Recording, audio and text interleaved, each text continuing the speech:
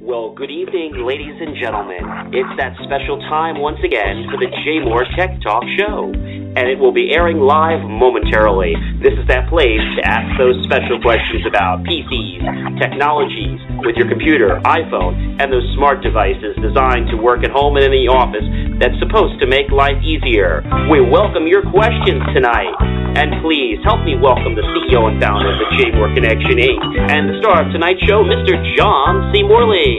Check us out more at JMOR.com.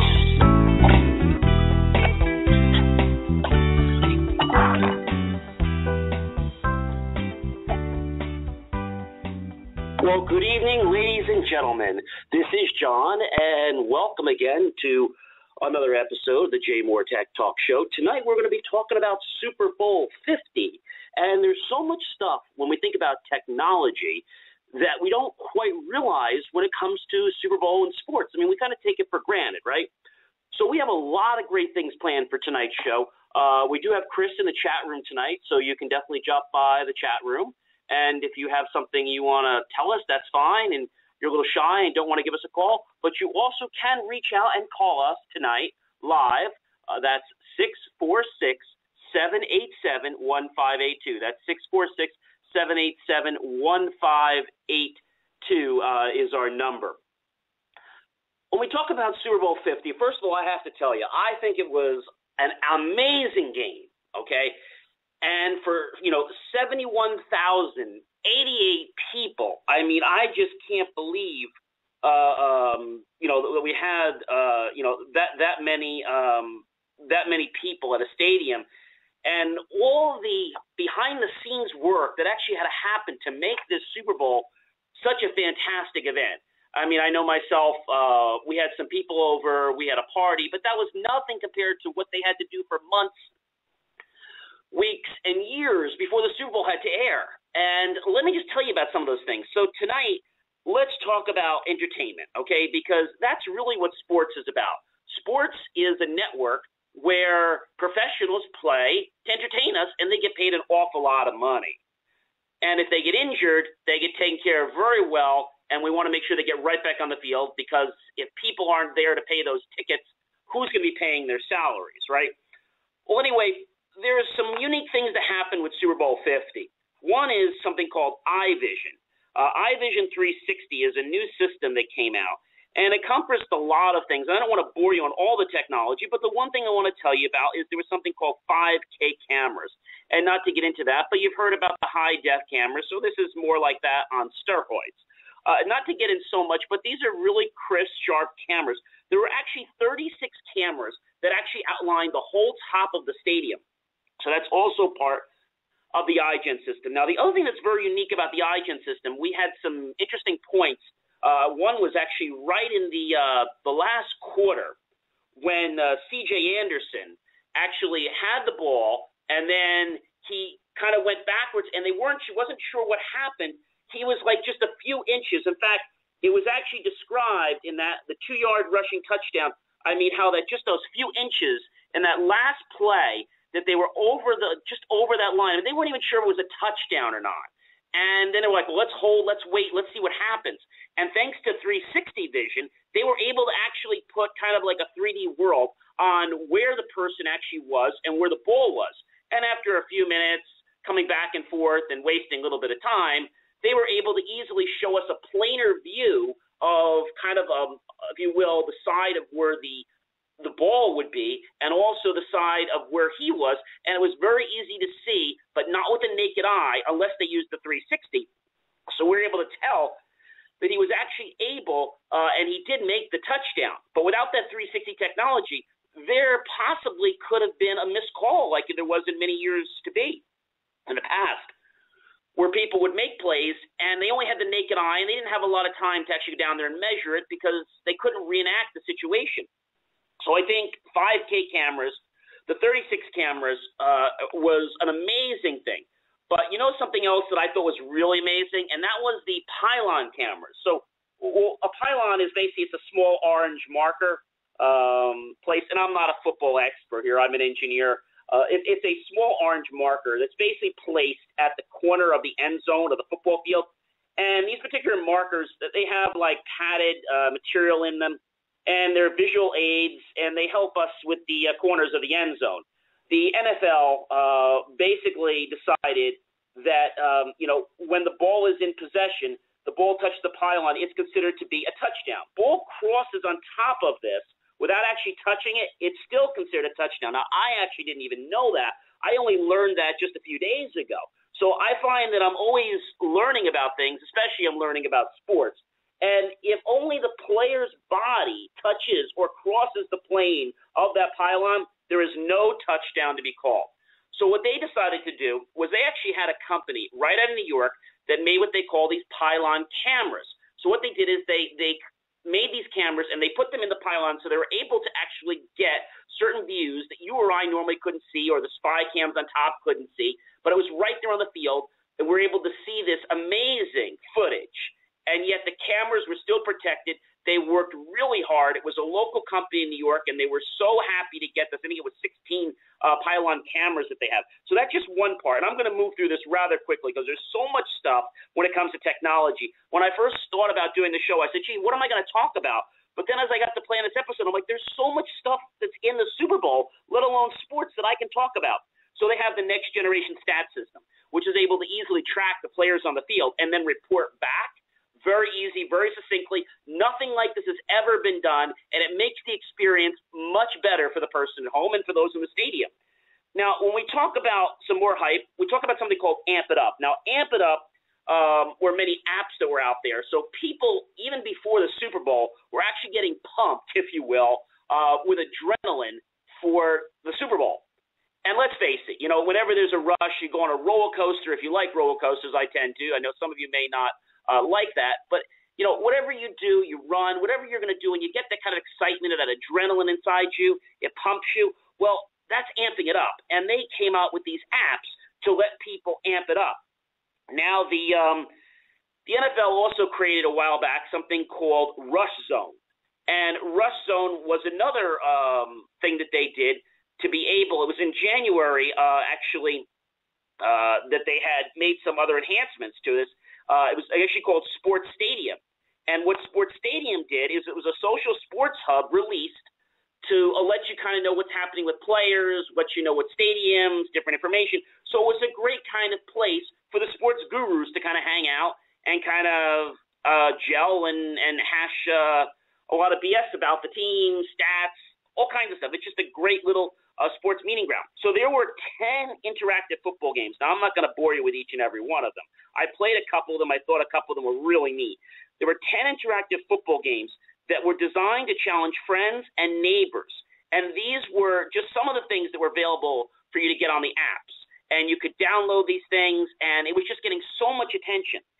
So users not only could have this amazing experience, because let's face it, when you go to a football game or you go on a trip, you go on that trip for one reason, right? You go on that trip to have fun, right? Sure you do. But you really go on that trip for one main thing. Let's think about why we go out to dinner. It's not just to nourish ourselves. It's for the experience.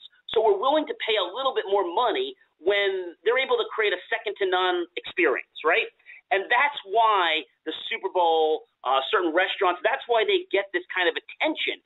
It's because they know how to handle and basically, if you will, tease or intrigue the crowd to want to be able to want more, right? This is just amazing. I haven't got through half of the stuff that I want to talk to you about. So again, I'm moving really quickly, and I'm going to apologize for that today, but there's so much I want to talk to you about. They have something called the NFL Fan Mobile Press, which is an app you can download now to allow you to get information about the teams, different things going on with the players. Again, a great thing. The NFL is really trying to harness technology, and I have to say a double kudos off to the NFL. It is amazing what they're doing. They even came out with RotoWire. Now, what's RotoWire? Well, RotoWire is another type of app for the fantasy football enthusiast, and it even has what they call little basic cheat sheets, so you can kind of know, and it kind of helps you recommend. So it's kind of what I call is playing fantasy football on steroids, because you kind of have these experts, if you will, that keep giving you tips about what who you should have or not have on your team. Now, there's some other players that got involved here, and I'm not going to mention the names. Some of them you know, they're pretty big on the internet. One of them came up with a concept called the cardboard picture virtual reality system.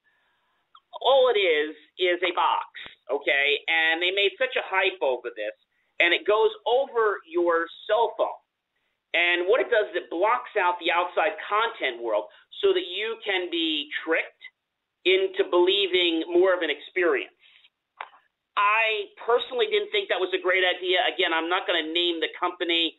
I just think that the concept of what they wanted to do was interesting, but I just felt that by the time they figured out what they were doing, I don't know. I can't see myself buying a cardboard picture player to enact virtual reality. I remember back in high school where I was on the social committee. We called it program council at my school, and we brought these virtual reality little domes in, if you will, and you wore these goggles, and you have these kind of like these guns in your hand, and as you walked and moved, you were like in this virtual thing, and that was so amazing. And at that time, it wasn't cheap. I mean, I think it was something like $3,000 for like 3 or 4 hours. So we rented this for several hours. So it cost us quite a bit of money. And this was kind of the beginning of virtual reality. So another thing came to play is something called the quarterback challenge, which is actually the NFL's take on a virtual reality game where you can play with not only yourself, other players, friends, anybody you know, neighbors, and you can actually combat with them right on the field.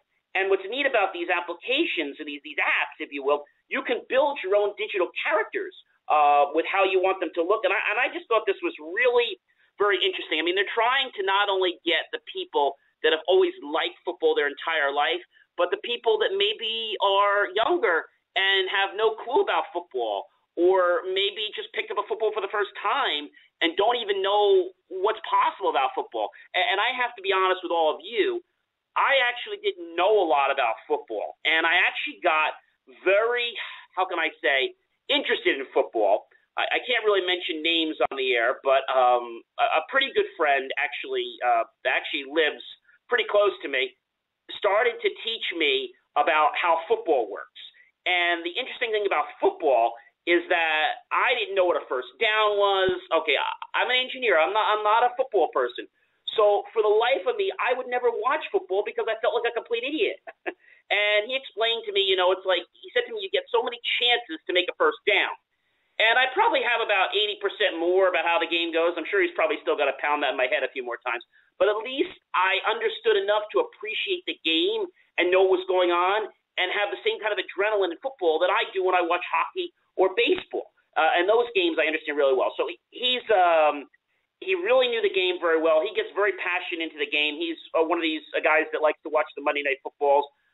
I will watch football, I think, once in a while. But I got to tell you, after watching the Super Bowl and getting that enthusiasm that I was able to derive just made me realize that it's an amazing game. Now, if I could just have my friend explain it to me a little better, maybe another 2 or 3 more times, I think I might actually be able to understand it. I know what a touchdown is. I know what a first down is. Hey, and I even learned out what pylons were. I didn't know what they were a week ago. So, you always can keep learning, right? And I got to tell you, we had a great time at our Super Bowl party. Again, I thought I was just going to be, chipping on food, but I was more interested in the game than I wasn't even eating. So that's a first for me. But turn to the quarterback challenge. It's a virtual reality game that so many people were playing weeks before the Super Bowl that allowed people to get involved with the game. And what's nice about this is that, let's say, you may not be as gifted as some of the players on the team, like an Eli Manning or Peyton Manning, or some of the other players like CJ. But you have enough ambition that you want to go ahead and try it. That's great. But what happens when you go to play is you get tired, you may fall down, and you may not do as well as you thought you were going to do. So if you play virtual reality and you get knocked down, you just pick yourself back up, and you can do that 100 times. Again, there's so much stuff to talk about. Now, the NFL also understood something really important, and I thought this was a real smart thing. They understood that every single fan at that game was probably have a mobile smart device. I don't mean a cell phone. I mean a mobile smart device, like an iPhone, an Android, which is a cell phone, but it's a smart device because it has web enablement. It has the ability to check email. It has the ability to get apps. And why was this important? Well, because they were downloading things so that they could get technology even faster than it was coming up in the stadium. They could actually keep right on track with the players, the stats, and with this new generation next-gen stat system, the app, they could go in and check things. It was just so amazing. The other thing that I really liked about it is they had the play-by-play, and they had the write-ups on it. So if you missed something online, you could just go and review your app and see what they had to say. I thought that was really cool. There was one company even out there that was using a very unique thing, which is to take Twittering and having it enter a contest. Again, I'm not going to mention their name, but I thought that was a really, really great idea. So the quarterback challenge got a lot of play. And the one thing that we learned is that Twitter, with all this power and everything they were doing and what this one company was doing and all these teams, fans twittering other people, it actually was building momentum, and it was actually starting to downgrade Facebook. Now, I'm not going to say Facebook got lost in the win, because they didn't, because they actually had some great posts at the end. But in the beginning, Twitter was really starting to dominate, and the NFL actually put a lot more money into the Twitter program than they did into Facebook. So I thought that was pretty cool. But you know what's interesting? Whenever you talk about technology, you talk about sports, or you talk about health or anything, it's always important to understand why something's important, right? So every fan had a mobile device, right? Because of that fact, the stadium opened in 2014, okay? They were pre-planning before that. They had 400 miles of fiber optic cabling and copper cable, and they were able to support, get this, ladies and gentlemen, 1,200 access points. That's right, 1,200 access points. Do you know that that's actually 10 times more Wi-Fi ability than the National Football League mandates in any other stadium? I thought that was amazing, because let's think about it. Almost every person there was going to be checking their phone. I mean, what happens to you on New Year's Eve when you go to check your phone and make a phone call? Your phone's dead, or you get that noise that the network's not available, right? So wouldn't it have really angered fans if they actually couldn't get online because there was no Wi-Fi? I thought that was really smart. And again, kudos to you, NFL. Really smart. Great getting with the technology, and great getting with where we're going in the new world here with technology starting to propel information. So, what would happen if you had your phone out there and, you suddenly got no service? I know a lot of you would be very unhappy. And if you were trying to check your apps and check stats and check what's going on, it didn't work, you'd be so annoyed, and you would just be so upset with them. You may not say anything, but you'd just be so upset. So the National Football League actually has a standard for what they expect at a football stadium, and this exceeded by 10 times. I mean, 1,200 access points. Without to bore you in the math, I know you don't want to hear that, but 1,200 access points. Okay? I mean, we talked about it. 71,088 people in attendance at this game. Okay? That's just amazing to me. So what else is there about technology? Well, when we talk about technology, we also have to talk about the people that may be watching the game at home, right? Maybe not necessarily at the stadium. Well, you have things like games going late at night. And not only could the games be going late at night, but maybe you want to watch a play of Peyton or of CJ or any other the runbacker, anything happening in the game, but you don't want to do it at 1 o'clock in the morning, right? Or maybe you do. So if you have one of these great little headsets, you actually could listen to them and nobody would hear what's going on. Now, there's actually, when we think about headsets, there's two things we need to consider. The first thing is the type. There's a type for position and a type for connectivity. So when we talk about a type for position, the one type is it over the ear, which many of you are familiar with. Is it actually on the ear, okay, which a lot of times you'll see with those little recorders that they have out when you go to a museum or something. And then the other kind is actually in the ear, or what we call earbuds. Now, when we talk about connectivity, you actually have two basic kinds of connectivity for these devices. One is Bluetooth, and there's 3 classes, but I'll go into that in a minute. And the second is wireless. So I think this is kind of amazing. when you think about, again, what position you want, then you think about the kind of connectivity you want. So there are basically three classes for Bluetooth. Okay, wireless is going to be a lot more money than Bluetooth. Bluetooth is going to be kind of like a subset of wireless. It's kind of like its own little mini wireless. In fact, it has its own name. It's called PicoNet. Anytime a wireless, let's call it a Bluetooth device, okay, connects with another Bluetooth device, it is in a Pico network, or PicoNet we call it. And there has to be two devices. So two or more devices will be fine. It's on a PicoNet.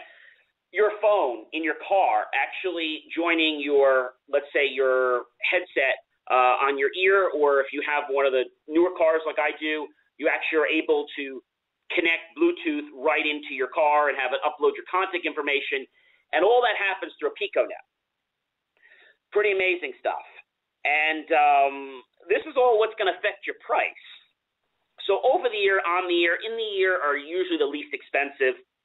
On the ear are the ones that are kind of going to sit like on the cradle on the back of your ear, and over on the ear would be like the ones you're going to wear right over the top, kind of like headphones. And then on the ear, over the ear would be the ones more like headphones, and then on the ear are the ones literally that are going to kind of sit on the ear, like kind of like almost like a clip or like a little plastic piece. So that's the difference there. Over the ear are the most typical. You probably remember those from libraries and things like that. Or if somebody says you have stereo headphones, you're typically going to be talking about over the ear. Many of our people here, like Mike's here, Meg's here tonight, and we also have Shannon tonight, who's with us in the control booth, and they're all wearing over-the-ear headphones.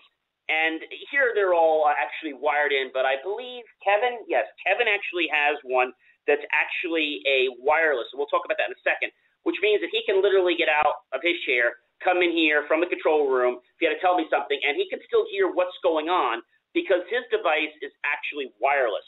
So they're trade-offs. When we think about headphones and we think about any kind of Bluetooth, there are three classes of Bluetooth. There's class 1, which is 100 meters or up to 330 feet. There's class 2, which is 10 meters or 33 feet. There is class 3, which is 1 meter or 1.3 feet.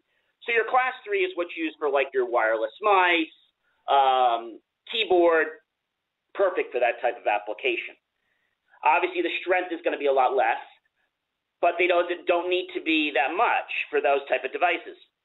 A class 2 device might be something like a device that you have to dock back in a stand, or maybe it's a music device that could be considered to be a class 2 device. Some headphones will operate on that. Now, a class 1 will give you 100 meters or 330 feet. So that's one type of connectivity, and that's actually called Bluetooth connectivity. And it's actually the least amount of money when we talk about the types of connectivity. Now, the other type of connectivity you can have is wireless, which is what they use actually at the NFL. When somebody is actually on the football field and they're talking to the control booth, we know that that's more than 330 feet, right? So we have to deal with wireless, which can get up to 400, 500, 600 feet very easily from the field and back. And actually, they'll use a totally different spectrum. So again, very easy. You have the Bluetooth uses the 2.45 gigahertz spectrum. The wireless can use the 2.4 or the 5 gigahertz, or they'll oftentimes use for the games, they'll use a 900 megahertz spectrum. And that'll work really well. And that's actually what your referees are using. Now, they've been using that for years, so I know that's nothing new. But I thought it was interesting to talk about all the technology that goes on in the football game that we just don't even pay attention to. I mean, let's talk about those smart boards, how they drew up on the screen. I know that was around for a while, but do we really appreciate the technology out there and how it's actually helping us enjoy the game that much more and getting us, so much more involved? I mean, they're able to collaborate and communicate with it very easily. So that's what we have when we talk about Bluetooth. So typical Bluetooth devices that are going to be in the, let's say, the 1 meter range are devices that are going to generally run, I'm going to say they're going to run as cheap as $20, and they can probably go up to $100, like some of your mice and your keyboards. A class 2 device is going to be 10 meters to 33 feet. Generally, a class 2 device is going to be somewhere around $60 to $150. But again, remember, they're 33 feet. A Example of a Class 2 device would be when you're doing, let's say, a PowerPoint presentation and you're trying to use one of those devices to change the slides on your PowerPoint or to indicate the next action for PowerPoint. 1.3 feet is going to be awfully small, right? So you can move around the room with 33 feet very easily. You don't necessarily need to spend almost $200 on a 330 feet because that's not really that important. But again, I just wanted to give you a little bit of an understanding of when we talk about Bluetooth. When we talk about printers, which they have, they can very easily do that. Now, a lot of this technology that I'm talking to you about has actually been utilized at the NFL, which I thought was kind of interesting. Being able to collaborate, uploads, information between people on the field, off the field, gathering data and information. This is how they're able to make everything so smart and so easy, and with these onboard sensors that are on the field. And again, I could take a whole show to talk about how these sensors work. I mean, just the fact about this pylon thing with the pylon camera, it blew me out of the water to know that they had actually all these people that they could have picked, and they picked a local company right out of New York.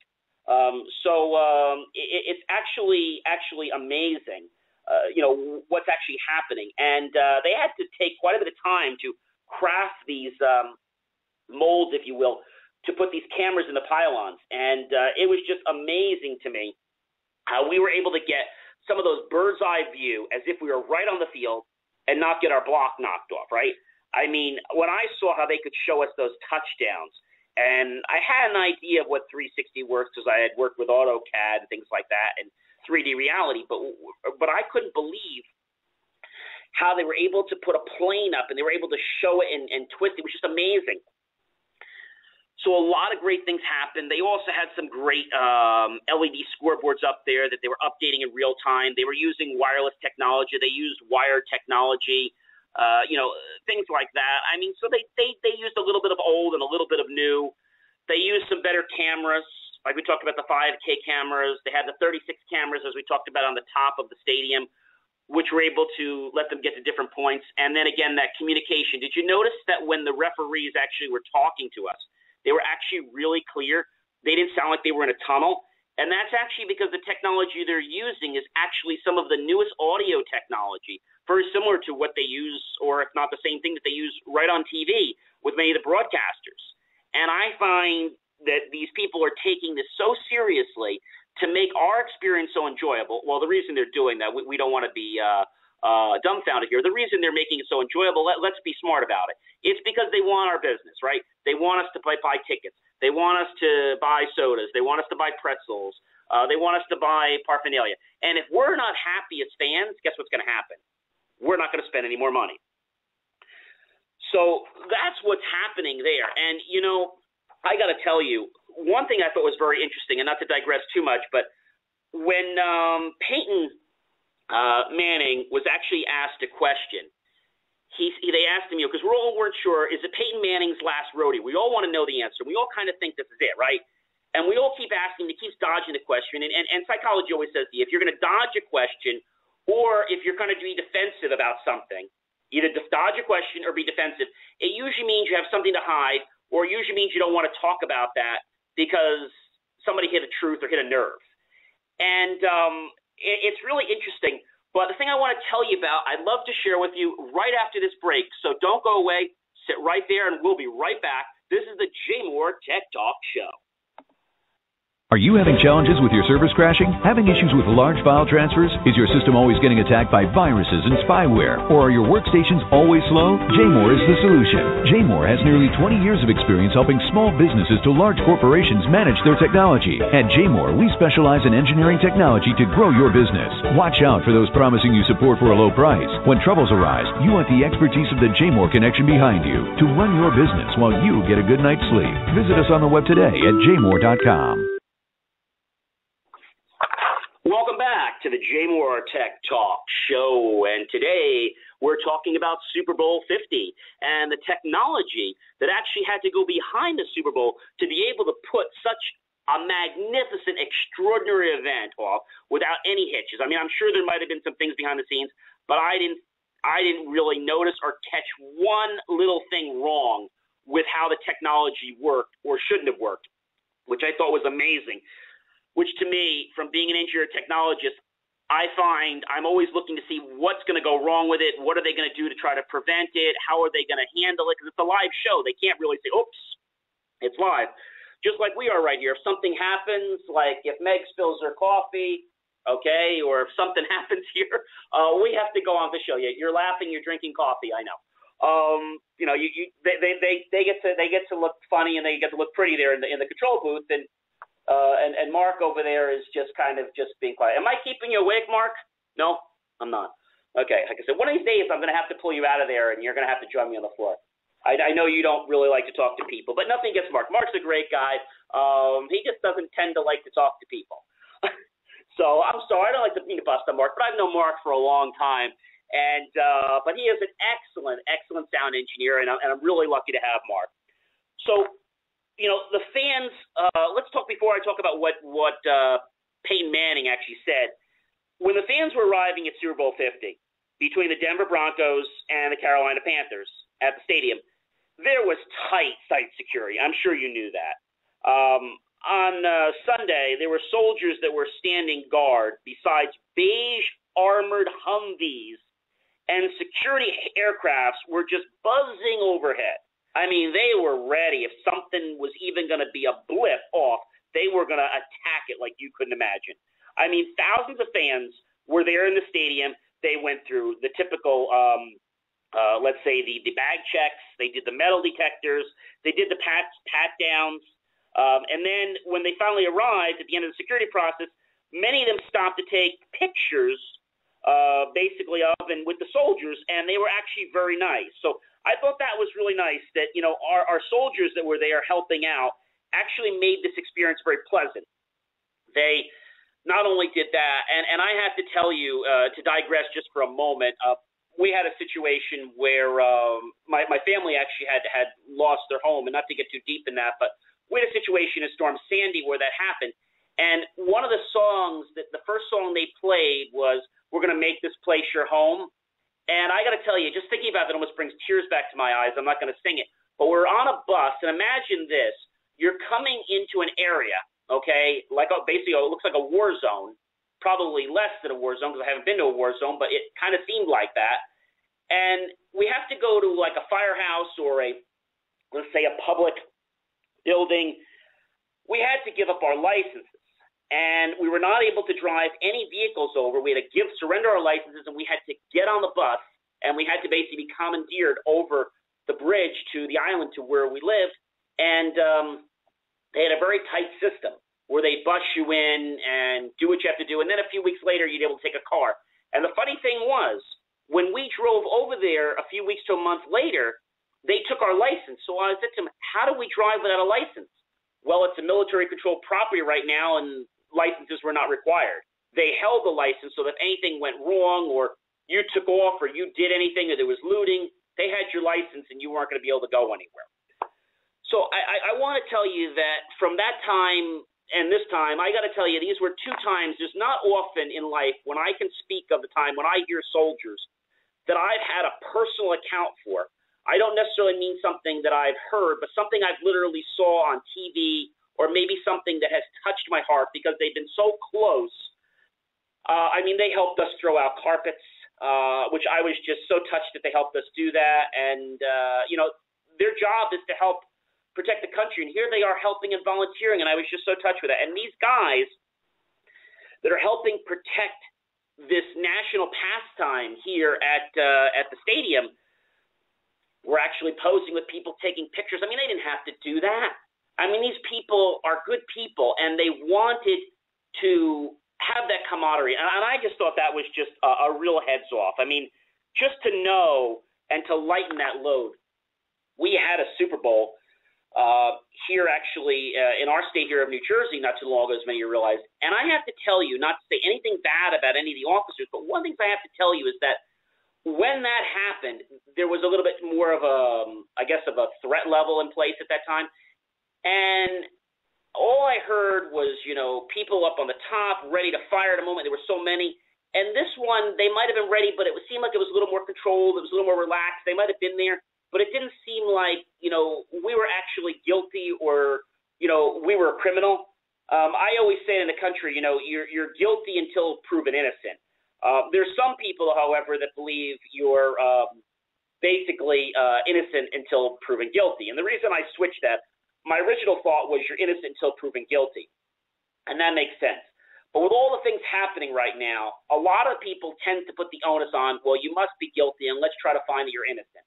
I wish we could go back to the caveat that everyone's innocent until they're proven guilty, but unfortunately, times have changed a little bit, including 9/11. I know I digress. So I promised you a comment here.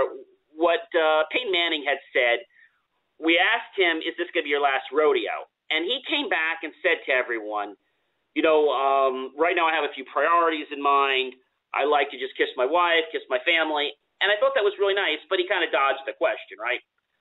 So a little bit later in the show, they asked that question again, and we got a similar answer. And then they asked it when it closed. And he made a comment that he got some good advice from someone, and he said something which I thought was really, really interesting, and I think it hit home, and it should hit home with a lot of you, is that, don't make an emotional decision tonight.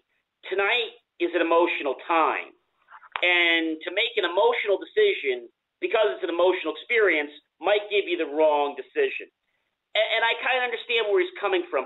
I kind of think he's done, but I do understand the statement that, he wants to live the moment, and he doesn't want to cloud his judgment. I mean, who knows what happens? They could offer him $7 or $14 billion. I'm being facetious. But who could actually know what's going to happen? Is money going to drive him back? I don't know. It's all up to him. But, I mean, the way he looked, his eyes, I would have to guess that he's probably going to, want to be done. I think he's going out on a good note, and this is the perfect time to leave the team.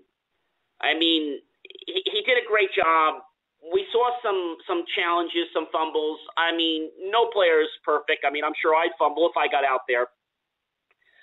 But I think he had a very, very good run, and I think this is probably the best time for him to say, I had a great run, and let me just sit back and enjoy football and enjoy the rest of my life. But again, we'll have to wait and see, and he may not give it this answer. I have a hunch till the end. Till maybe it'll be the day or two before they go back playing again. Who knows? But I thought it was really interesting, that comment that he made. So with Peyton Manning, the whole Manning family was all very supportive, and I just like the camaraderie at the game. The security guards, like I told you, they reported no issues. They actually praised the fans, and they actually were good-humored. If the situation was light, they could keep it light. And I think that was great. I think it was great that our military and our soldiers could actually be humorous. I mean, I thought that was great. That they could actually enjoy and still be on guard, but, let their guard down a little bit. So everyone was really, really happy about that. I know there was a great big change from the Super Bowl just a few years ago to this Super Bowl. Everybody kind of felt like they were prisoners at the one in New Jersey. I knew a few friends that went there. And this Super Bowl, everybody kind of felt like, hey, it was kind of fun. And I got to be honest, after hearing about this Super Bowl, I'd have visions to want to go to one. After the one I heard about a few years ago, I was like, I don't know if I ever want to go to a Super Bowl. But the way I heard how people were treated, they were treated with respect. And I just thought it was just a great, great thing. They had so much support. Like they said, it's an American pastime. They had other players there to help do the coin toss. And I just think the whole game, it was amazing. I think there were a lot of commercials. I will tell you this. I thought some of the commercials were very interesting. And I really enjoyed the game. I mean, I can't tell you probably if it wasn't for, like I said, maybe a good year or so. I don't even remember the exact date, but I think it might have been a year or two, or roughly, that a very good friend, that lives close to me, actually started explaining the game to me. And if it wasn't for that time, it didn't kick then, but sometimes somebody does something for you in the past, and then you enjoy the moment, but then you kind of reminisce about it, and then you kind of try to create more of those moments because you hope more of those moments will come up. Because let's focus on one thing that I mentioned in one of the other shows. In life, we do things or don't do things for just one reason, right? If we're going to feel good about something, we're going to do it if it makes us feel good.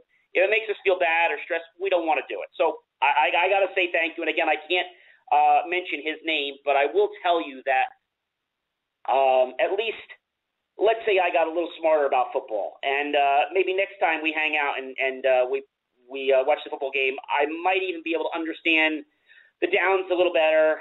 I think I got it. I'm not sure if it's 3 chances he told me or 4 chances. It's either 3 chances or 4 chances, and then you get the first down, and then I'll be honest, I get lost from there. I know that you have to get so many, and then when you get to the end or something, you get a touchdown, you get so many chances. So I had such an adrenaline rush. I mean, watching that game, doing these live radio shows, you can tell that I'm really passionate, and I get into this stuff. And I got to tell you, I mean, I love that you guys are watching. We got some people in the chat room tonight, and sometimes we have people right here in our audience that actually sit here and kind of wonder what's going on, because they don't quite understand when we say we have a live broadcast, all the stuff we have to do to put this live broadcast together. Other people don't really understand that, we don't just show up and flip a switch and we're on the air. It's not quite that easy. We typically work on a program, an agenda, and we work really hard to make the program interesting.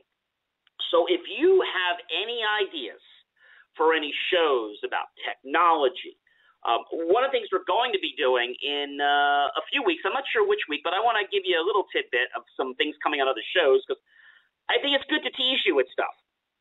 I'm going to be talking about a couple routers. I'm going to be talking about a couple of the new Asus routers. I'm going to be talking about the 3100s. I'm going to be talking about their latest and greatest router, okay, that has quite a bit of antennas on it, even more than the 3100. However, the 3100 is great for a lot of applications. So we've got that coming up. We got Valentine's Day coming up. And I'm going to be working probably, I'm going to say over Friday. I'm actually going to be going skiing again. I go skiing every few weeks. And probably while I'm on the mountains, I'm going to be thinking about, and maybe at dinner, I'm going to be thinking about, what can I do to make a show interesting for you guys and gals that are coming close to Valentine's Day? And I think one of the things I'm going to talk about is technology, security, and relationships. That's right. Technology, security, and relationships. And the only thing I'm going to share with you right now, because I don't want to give away the whole point of the show, is I'm going to share with you what's common with technology, okay, what's common with security, and what's common with relationships, and how you have to be very delicate in each one of those situations with certain things or their consequences. There's also good things that can happen, and we'll talk about those. So that's just one of the shows. We're going to talk about routers, those two Asus routers. That's going to be a show. We're going to talk about that, and we'll talk a little more about wireless technology and things like that. I've also been asked by someone to talk about, I believe they wanted me to talk about some of the options that you have with your phone. We're going to talk about one option, which I think is kind of unique. We're actually going to talk about a type of solution that allows you to manage and monitor your heart rate right from your iPhone or your Android. So that's going to be really good. We're going to try to have a health watch every now and then. And like I said, we are new, so we're still kind of coming up with themes and ideas. And our goal is to make these shows fun and interesting. I mean, that's really what it's about. And it looks like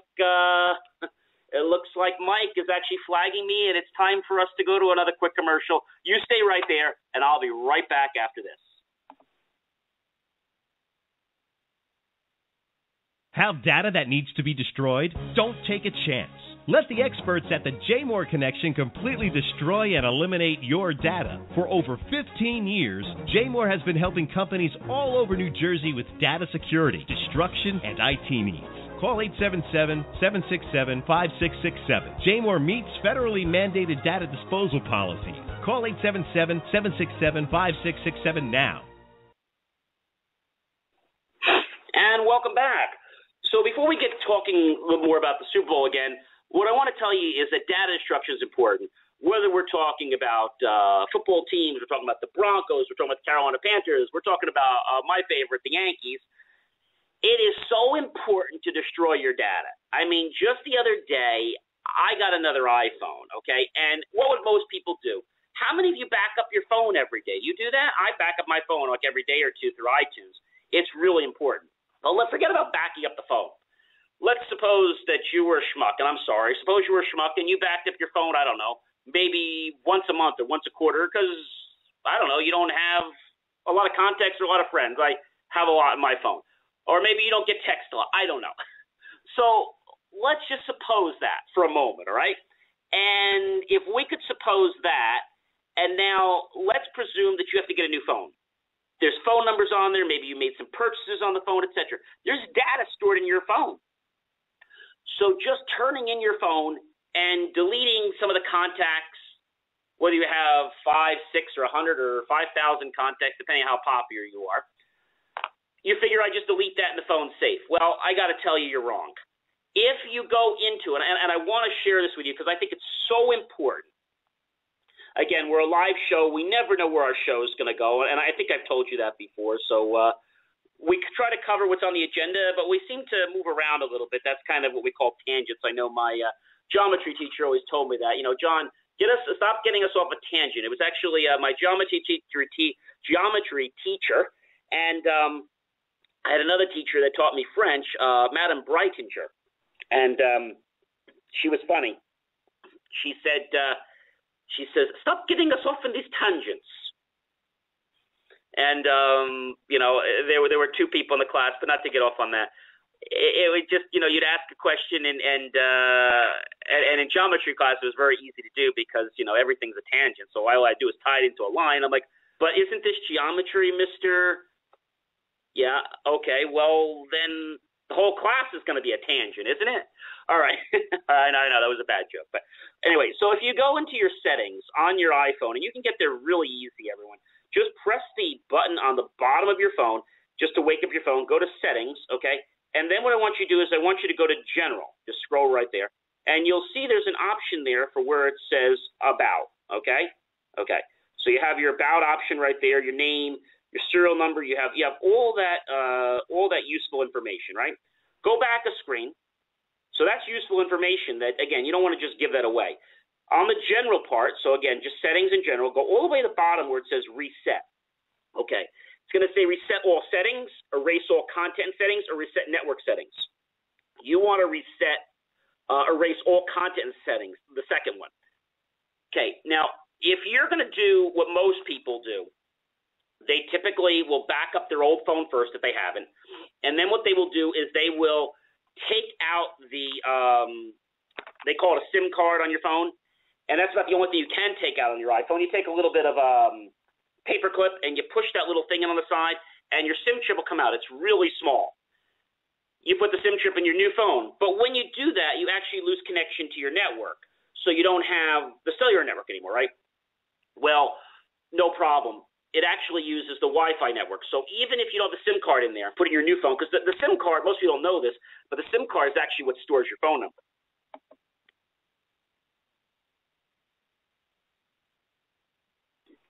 Excuse me, had a burp there. Didn't want to do that on air for you.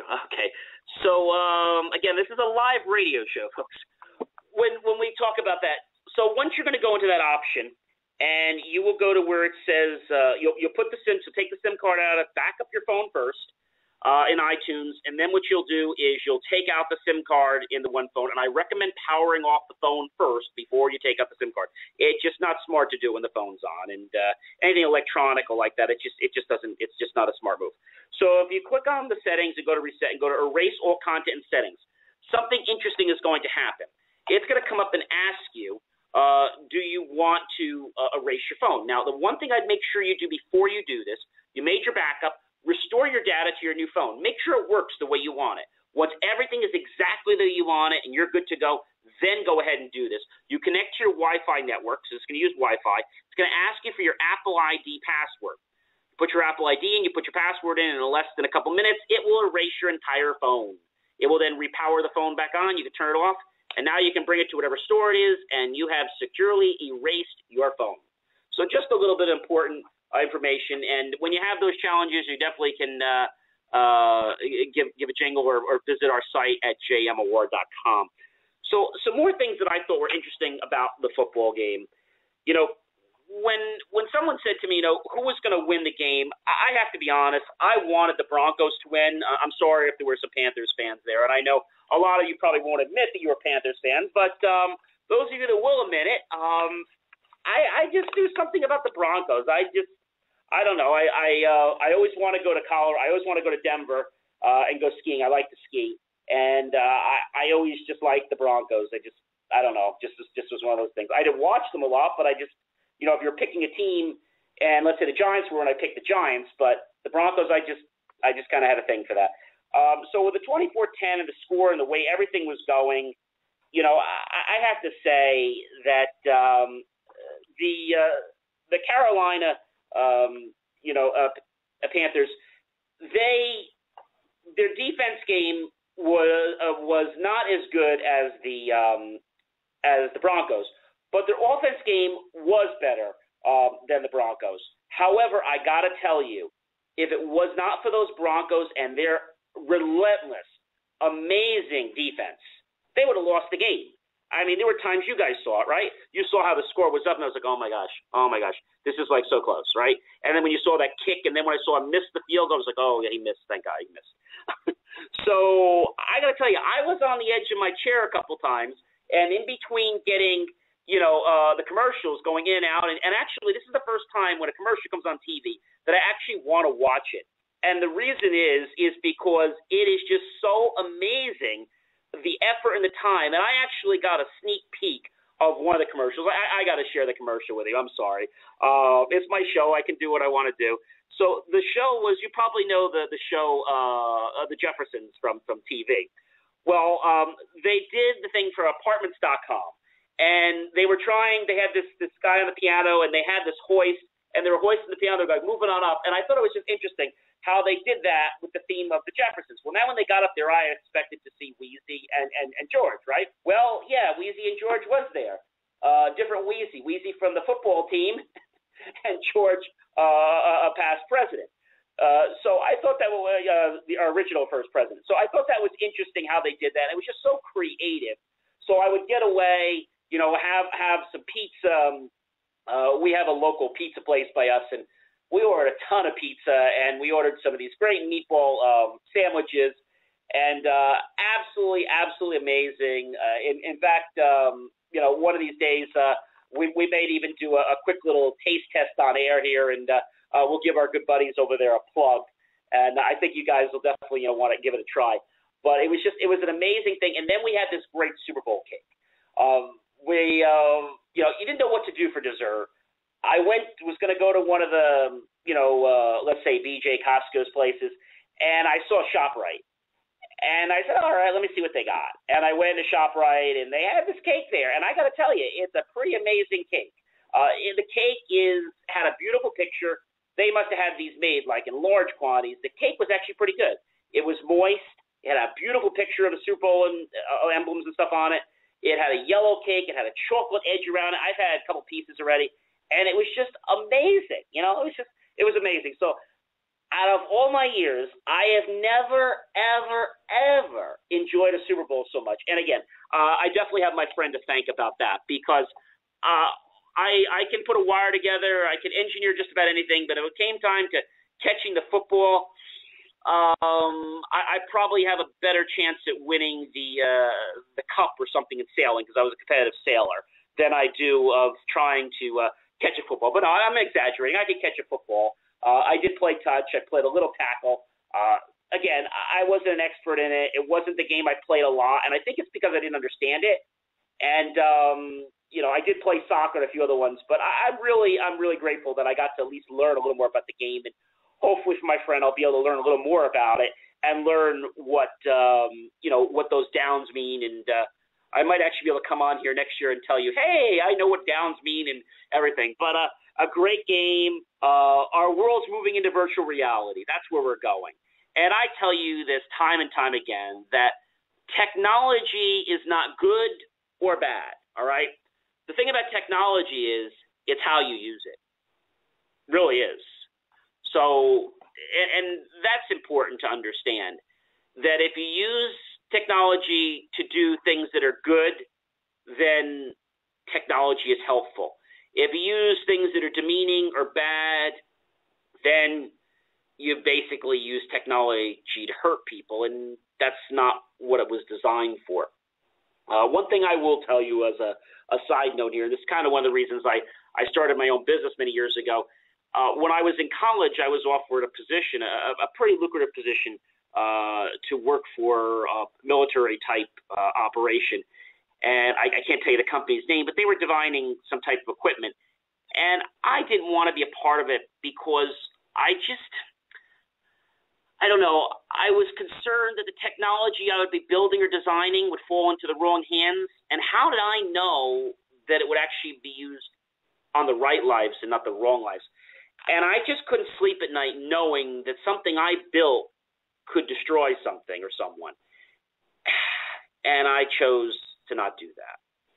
So I guess in life, you know, we have morals, and getting back to Mr. Manning here, Peyton, we can't cloud an emotional night, evening event with an emotional decision.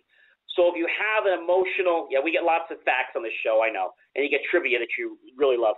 So if you have to make an emotional decision and there's an emotional time, the best thing to do is to try to wait till the time is not so emotional or less charged. And then go ahead and address that question by facts.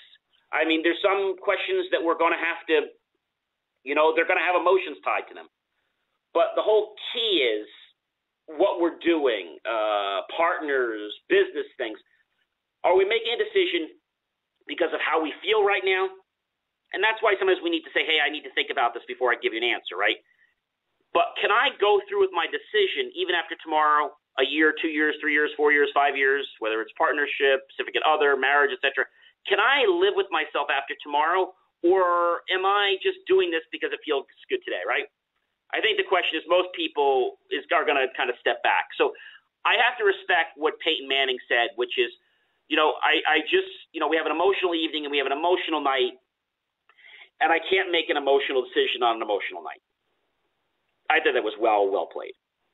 So when you get those kind of questions and someone says, gee, I need to have an answer, I really want to give you an answer. Right now I'm feeling a little bit emotional, and I need a little time. And people will respect you for that. It looks like we're almost out of time with this show. This has been a great show. Next show is Valentine's Day. Actually, it's the day after Valentine's Day, but we're going to talk a lot about that. And one thing I'm going to tell you that we're not going to talk about is we're not going to tell you about how to spy on your ex. We're not going to do stuff like that. And it looks like we're just about time because Mark's giving me the sign to go. So I guess we've got to sign off. It's been really great. I hope to see you all back here soon. Please tell your friends about us. Please share us, like us on Facebook, tweet us, and I will be back here on Monday at 11 p.m. next week. Be sure to visit our website at JMOR.com, and you can chat with us 24 hours a day. Our friendly staff is always here to help you and set up appointments. And I got to go. Yes, Brian, I know. From all of us at the JMOR Connection Incorporated, we'd like to thank you for listening tonight and invite you to join us again next Monday at 11 p.m. Eastern Time. Be sure to tell your friends and associates about the JMOR radio show and call in live. Be sure to call us early next time so you can get on air too. The JMOR Connection. We're engineering technology to grow your business, and you can chat with us right now at jmor.com or call us at 800-208-5155. Thanks so much for stopping by, and have a great night.